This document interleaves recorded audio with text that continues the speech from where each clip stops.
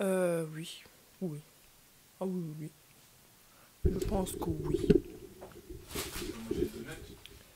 Tu peux les manger. Non, non, vraiment, si tu veux. Si tu Non, veux. Si tu veux. c'est pas fourré au chocolat, si? Non, c'est pas pour Ouais, ah bah non. It's not worth my time, you know. tout là-bas. Non, moi je mange que quand c'est plus plus. Des donuts secs comme ça là. Moins cher, moins cher. Ah, je quitte pas. Bon, faut plus faire de bruit. Je commence ma vidéo.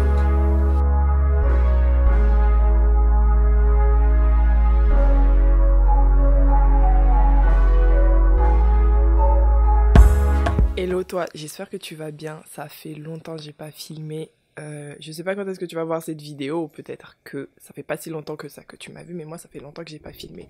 Aujourd'hui je viens sur ma chaîne pour te présenter mon premier haul livre, et ça sera un haul littérature africaine.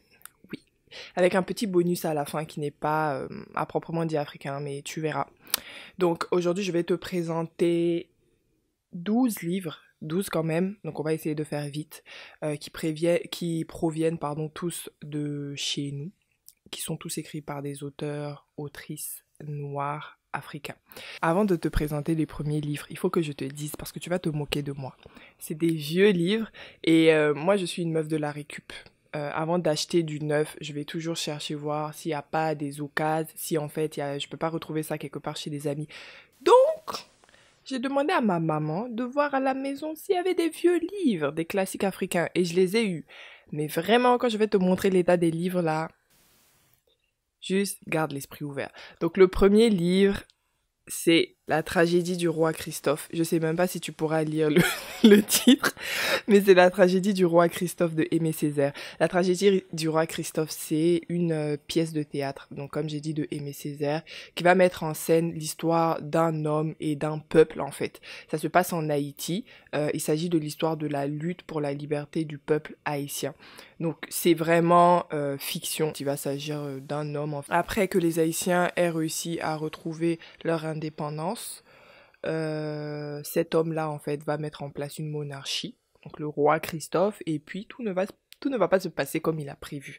C'est ça l'histoire. Je vais pas en dire plus, sinon je vais spoiler. Le deuxième livre, c'est Allah n'est pas obligé. Donc, j'espère que le focus est fait. Allah n'est pas obligé de Amadou Kourouma. Je pense que tu en as entendu parler si tu t'intéresses un minimum aux classiques africains. Hein.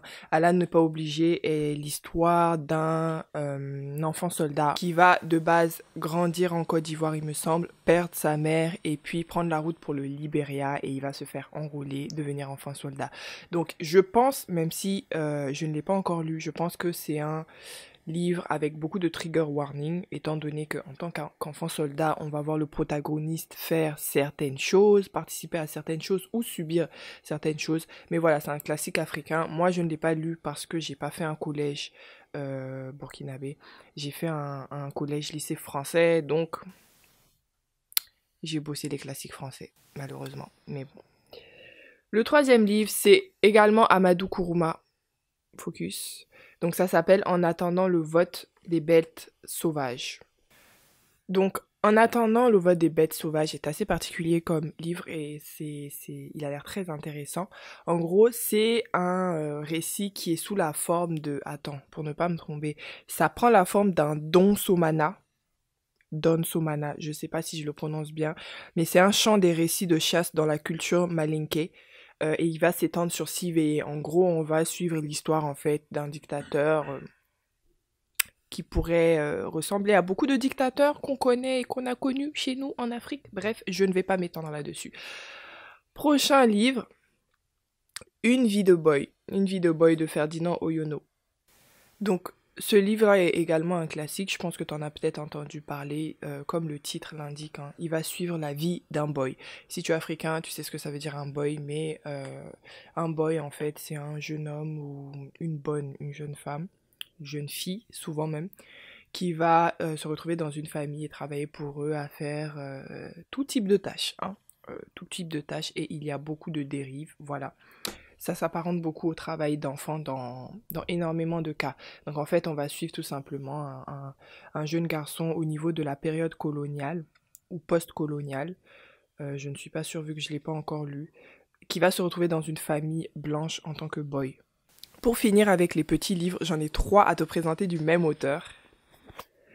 Et l'auteur, c'est Alain Mabankou. Donc Alain Mabankou, je n'ai encore jamais lu ses livres, mais j'ai énormément entendu parler de lui.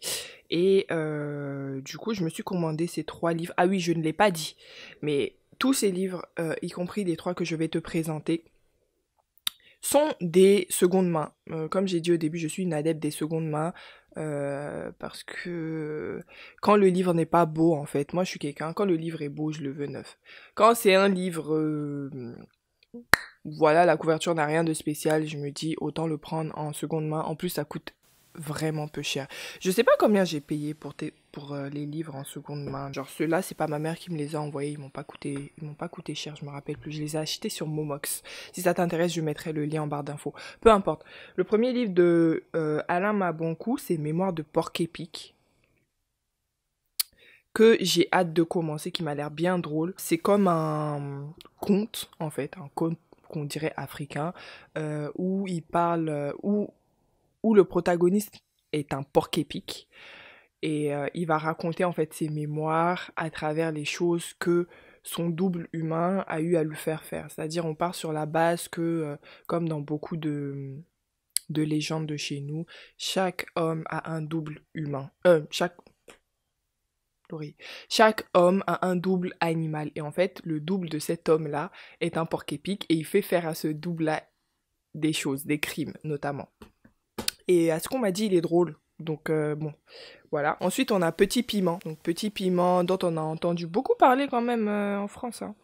On en a beaucoup entendu parler et ça suit la vie d'un jeune garçon, il me semble qu'il s'appelle Petit Piment. Et voilà. J'en sais pas plus, j'ai pas envie de trop lire parce que c'est des petits livres en fait, donc je peux vite me spoiler et en fait flemme, j'ai pas envie de me spoiler, donc j'ai pas trop lu. Et enfin, le dernier de Alain Mabankou, Le sanglot de l'homme noir. Fais le focus? Non, tu ne veux pas? Ok. Le sanglot de l'homme noir. Donc cette fois-ci, c'est un essai. Ce n'est pas du tout un conte, ce n'est pas du tout une fiction ou un roman. C'est un essai d'Alain Mabankou qui va parler en fait de son ressenti face au vécu commun de tous les Noirs et le fait que ce serait une raison de nous considérer comme des frères et le fait que voilà on ramène souvent la carte de la colonisation, etc. Faut savoir que c'est quelqu'un qui est complètement contre ça, qui va essayer de parler de son histoire pour dire qu'il a réussi à dépasser ça. Après je n'en sais pas plus, j'ai juste lu le synopsis. Continuons parce qu'on n'a pas encore fini. Prochain livre, donc Fille, femme, autre de Bernardine Evaristo. Ce livre, il va suivre 12 femmes noires, dont en fait un homme transgenre. C'est ce qui est écrit sur le résumé, au Royaume-Uni et sur 120 ans. Donc c'est des personnages de tout âge. On va suivre leur vie, leurs péripéties qui sont toutes différentes. Et il est dit que somehow ils sont reliés par un vécu commun. Je ne sais pas lequel, j'ai pas encore lu. Ce livre-là devait faire l'objet d'une lecture commune en décembre avec une amie à moi, Madia. D'ailleurs, qui a une chaîne YouTube que je mettrai en bas, que tu devrais aller regarder. Voilà. Donc on devait faire une lecture commune. Au final, on n'a pas pu. Donc je pense qu'on va la refaire. On va réorganiser ça en janvier. Donc si le livre peut t'intéresser, fille, femme, autre, hein, n'hésite pas à me le dire. Et on organise ça ensemble. Les 3 derniers livres, à proprement dire africains, viennent de chez moi. Hein, parce que Charité bien ordonnée commence par soi-même. Le premier livre, du coup, burkinabé dont je vais te parler, est un roman de Rukiata Ouedraogo. Attends, je te mets le titre, ça veut pas faire le focus. Du miel sous les galettes, qui est un roman où elle va parler en fait de son enfance au Burkina, de ce qui s'y passe, les problèmes de corruption, les problèmes sociaux. Elle va beaucoup parler de sa mère apparemment. Donc voilà, j'ai hâte de le lire. C'est l'un des premiers romans burkinabés que je vais lire. Oui, j'ai honte de le dire, mais je n'en connais pas beaucoup des auteurs ou autrices burkinabés. Donc quand j'ai vu ça, j'ai sauté dessus. Donc les 2 derniers livres sont des livres à caractère, on va dire, politique, géopolitique. Le premier, c'est Comprendre les attaques armées au Burkina Faso. Donc vous n'êtes pas sans savoir qu'au Burkina actuellement, comme on dit chez moi, ça chauffe, notamment à cause du terrorisme. Donc en fait, il s'agit d'un livre de Atiana Serge Oulon, qui est un directeur de publication, il me semble. Ouais, c'est ça. Directeur de publication de l'événement, en fait, qui est un journal burkinabé, tout simplement. Donc, dans ce livre-là, il va faire son analyse, en fait, de l'origine des attaques au Burkina Faso. Donc, le dernier livre, j'espère que ça va réussir à faire le focus. Franchement, ce bail de youtubeuse, c'est vraiment pas mon truc, hein, flemme. Voilà. Ça s'appelle Esclaves et esclavage dans les anciens pays du Burkina Faso de Maurice Bazemo. Franchement, je sais pas du tout à quoi m'attendre. Je l'ai vu, ça m'a intriguée et j'ai eu envie de le prendre. Il faut savoir que le Burkina Faso, donc mon pays, est un pays qui n'a pas énormément d'histoires renseignées et connues. C'est-à-dire que si tu prends par exemple le Nigeria, le Mali, etc., c'est très facile de remonter dans l'histoire du Nigeria, des peuples du Nigeria, enfin des peuples actuellement présents au Nigeria et du Mali, mais le Burkina Faso étant un petit pays qui en plus était au milieu, enfin à mi-chemin entre plusieurs anciens royaumes, tribus ou autres, ben voilà, c'est un peu plus compliqué pour nous de savoir réellement d'où est-ce qu'on vient, qu'est-ce qui s'est passé, etc. Voilà. Donc j'ai hâte de le lire. Donc on arrive maintenant au bonus. Donc pourquoi je l'appelle bonus? Tout simplement parce que c'est pas de la littérature africaine, c'est pas une des littératures africaines en tout cas. Ça n'a pas été écrit par une femme africaine, mais il s'agit d'une femme caribéenne. Et le livre c'est Tropique Toxique. Attends. Tropique Toxique de Jessica Oublié. Je ne sais pas si ça a fait le focus, mais tant pis si ça ne l'a pas fait. Donc ça parle du scandale de chlordécone et il s'agit d'un roman graphique en fait. Je te montre un peu en espérant que tu vois. Je vais te montrer quelques pages. Voilà. Franchement, je sais pas si tu sais, mais je suis aussi artiste dans la vie. Donc en fait, les images déjà ça m'a attiré. Et puis en plus, le scandale du chlordécone.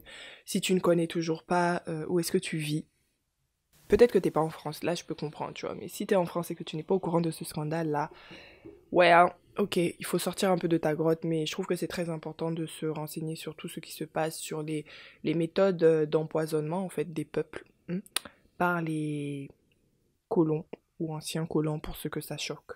Anyway, voilà, on arrive enfin à la fin du haul.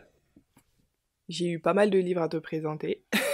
J'espère que tu as apprécié. S'il y en a qui t'intéressent, n'hésite pas à me dire dans les commentaires ou sur Instagram. Comme ça, on pourra les lire ensemble. Ça peut toujours être sympa de partager nos sentiments sur certains livres.